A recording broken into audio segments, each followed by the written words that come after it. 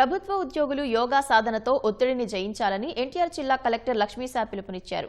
ప్రభుత్వ సేవలను ప్రజలకు అందించడంలో రోజువారీ ఉద్యోగ బాధ్యతల్లో పని ఒత్తిడి సహజమని, అలాంటి ఒత్తిడిని జయించి మంచి ఫలితాలు సాధించేందుకు యోగా ఉన్నత మార్గమని సూచించారు.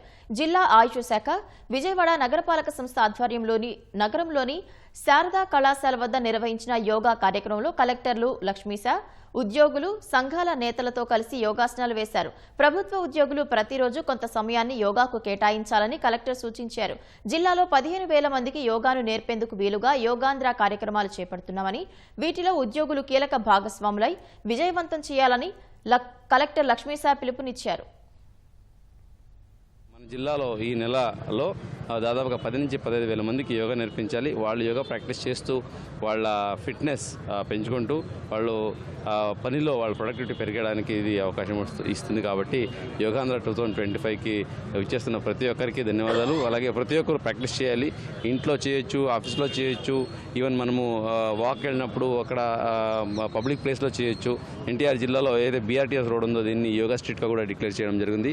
ప్రతిరోజు ఇక్కడ ఒక ట్రైనర్ ఉంటారు. ప్రతిరోజు మీరు మార్నింగ్ 5:30 నుంచి 7:30 వరకు ఇక్కడ యోగా జరుగుతూ ఉంటుంది. వచ్చి ప్రాక్టీస్ చేసుకోవచ్చు.